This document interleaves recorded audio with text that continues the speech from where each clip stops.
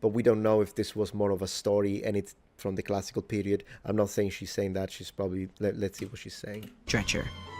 Indeed, many ostensibly medieval torture devices are far more recent inventions. Medieval legal proceedings were overall less gruesome than these gadgets suggest. They included fines, imprisonment, public humiliation, and certain forms of corporal punishment. I love the nose. I don't know why it reminds me of lemmings a little bit, doesn't it? Yeah, copper alloy bull. You're absolutely right. Yeah, the brazen bull, or as Somber says, the copper alloy bull. Ooh, that's funny. This is the worst torture, guys. This is the worst one. Torture and executions did happen, but especially violent punishments, like drawing and quartering, were generally reserved for crimes like high treason. Yeah. Surely chastity belts were real though, right? Probably not. They were first mentioned by a 15th century German engineer, likely in jest, alongside fart jokes and a device for invisibility. Oh, no. From there, they became popular subjects of satire that were later mistaken for medieval reality. It is funny though. I'll give him that. It is funny. Ideas about the Middle Ages have varied depending on the interests of those in later times. The term, along with the pejorative Dark Ages, was popularized during the 15th and 16th centuries by scholars biased toward the classical and modern periods that came before and after. You know, I'll have to give it to them though. Even though we try not to use the Dark Ages anymore, because again, they weren't dark in any sense of the way by comparison. It's in fact, there is a lot of progress, there is a lot of innovation. Yeah, but I have to say the Dark Ages sounds awesome. Like when it comes to PR, the Dark Ages. I mean, I gotta do it. Welcome to the Dark Ages.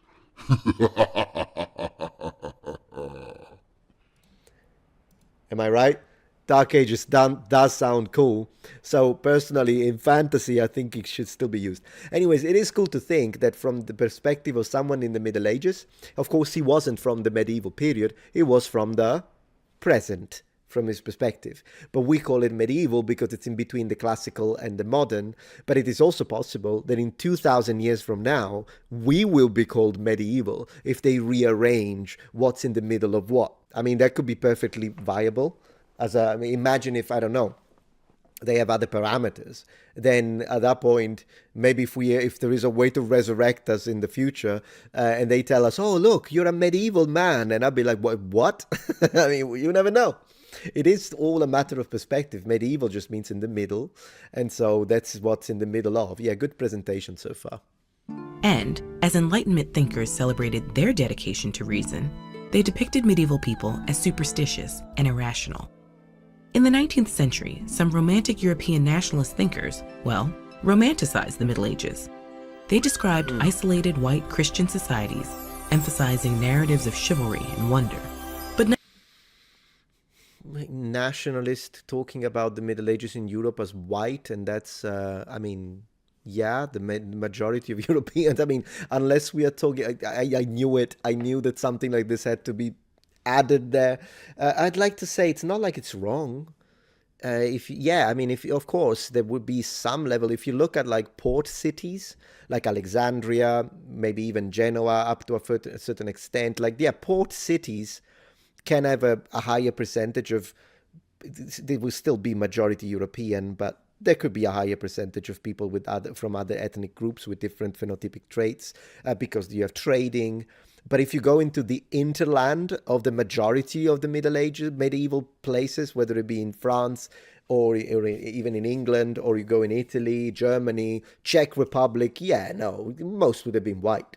So I don't know why they have to now say, oh, the ethno-nationalists described it as white, but they were. It's Europe.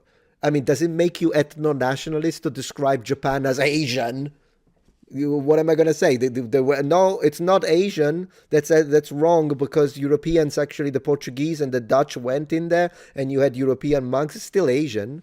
So likewise, is it an African ethno-nationalist, someone who says that the majority of African countries in the Middle Ages were African, were black? I mean, no, it's not. Of course, the North It's a bit different, but still majority-wise, if you look at the continents, I don't know why they have to go in there and go, you're using the word white. Yes, and it's fine. We're talking about Europe, for crying out loud.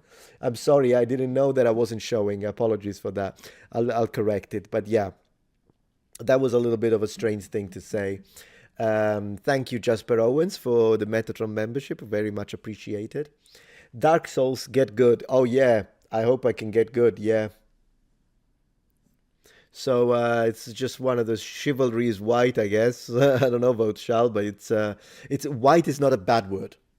Can we underline that white is not a bad word? Yeah, some people use Caucasians, but it's actually apparently it's not even appropriate. It's not necessarily correct. I don't think there is anything wrong with saying white. White, because if there is something wrong with saying white, then there is something wrong with saying black.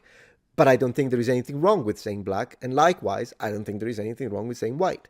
And sometimes people say, well, yeah, but then again, a French, an English, a German, an Italian, a Nordic, they are all different. So if you call them all white and yet they look different, wouldn't that be inappropriate? And so we should get rid of the word white. Fine, but if you want to apply that logic, then it makes even less sense to call everyone in Africa black, because differently from what people usually believe, there is more phenotypic variance in Africa than there is in Europe. And I know that this may seem strange, because you think, well, yeah, but a guy with blue eyes and a guy with black eyes in Europe and someone with red hair, you don't usually have that. But you do. And the reality is, when you look at the entire spectrum of phenotypic traits that have to do with the way someone looks, Africa is the one continent with the highest diversity. Therefore, you still call all of them black, you cannot complain about white and the diverse looks of the different Europeans in Europe. It's just a matter of logics. Just a matter of logics. Yeah. It's I think they're both fine. Black, white, great. Who cares? Yeah.